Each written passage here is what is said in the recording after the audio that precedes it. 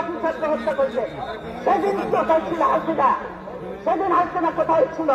এতগুলো অফিসারকে মারল, ৫৭ জন অফিসারকে হত্যা করলো। সেদিন হাসিনার এই ফোর্স কোথায় ছিল? গোলামি করবে, দালালি করে বৃথা যাবে? এগুলি কোনোদিনও বৃথা যাবে না।